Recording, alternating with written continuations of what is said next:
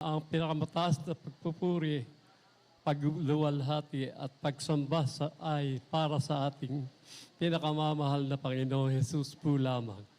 Dobling paggalang, pagrespeto at patuloy na pag-aalala sa kinintuang turo at aral ng ating dearly beloved Honorable Pastor Wildy E. Almeda at beloved Honorable Assistant Pastor Lina C. Almeda.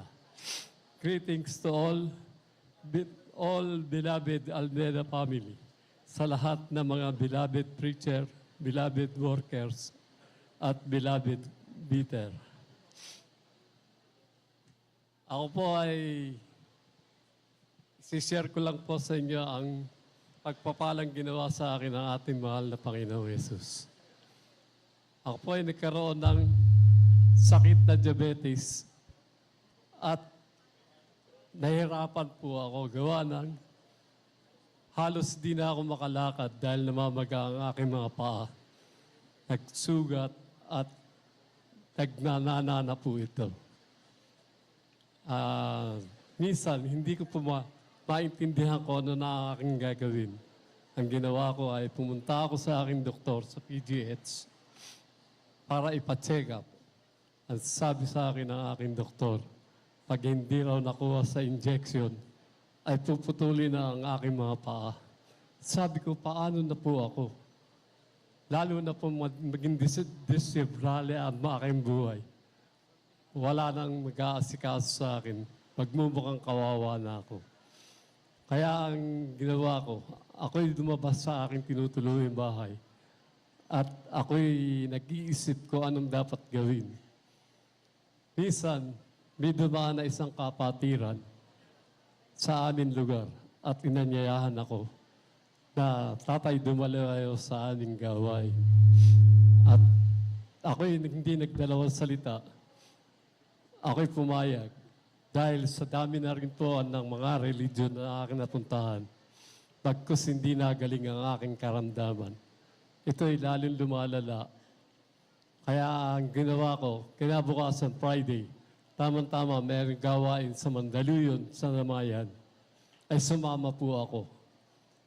Doon po, pagdating ko po sa ating church, bakit po ako nagtaka sa aking sarili, bigla ako kinilabutan at may parang sumalubong sa aking malamig na hangin. Hindi ko po maintindihan. Ngayon po, nung matapos po ang seremonya, ako po ay isinalang sa water baptist. Nung ako po ay sinalang, ang isip ko po ay gulong-gulo na kung totoo kaya itong ginagawa na para gumaling ang aking karamdaman. Ngunit nang ako'y ilubog sa tubig, nang ako'y iahon, bakit nagtaka ako sa aking sarili? Biglang nawala ang mga iniisip kong hindi maganda. Yes, Lord. Hallelujah. At maliwalas ang aking muka.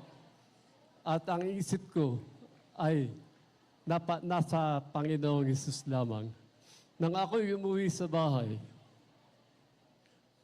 ay nung ako'y bago mahiga, ay ako'y nanalangin sa ating mahal na Panginoong Jesus na kung talagang ako'y sadya niyang pagagalingin, magpakita siya ng miracle.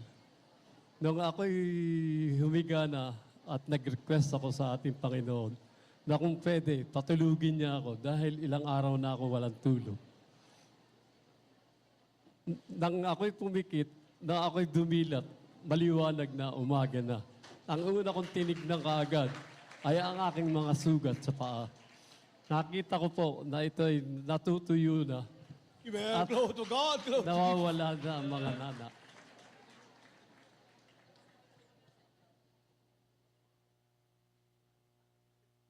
Hakbangin lang po yung paa niyo. Amen. Hallelujah. Oh, glory to Jesus. Mga minamahal, kita niyo po mga minamahal. Talaga pong, yan po, halos tiyon-tiyon na po mga minamahal. Yan po yung walang medisina, mga minamahal. Yan po yung sa mga panalangin lamang po, pangunang panalangin po, dearly beloved. in honor of our President. The beloved Ay, family. puso nagpasalamat sa ating mahal na Panginoon Jesus sa mga miracle na ginawa niya sa akin. Alam niyo mga kapatid, instant ako pinagaling ng ating mahal na Panginoon Jesus. Ako yung nagpuri lang sa Kanya na sana, mahal na Panginoon Jesus, pagalingin niyo ang aking karamdaman. Kaya eto po, nandito ako sa inyong harapan para ipatunay ko sa inyo ang ginawa sa akin ng ating mahal na Panginoon Jesus. Kaya ako nagpapasalamat at pataas na pagpupuri sa ating mahal na Panginoon Jesus lamang.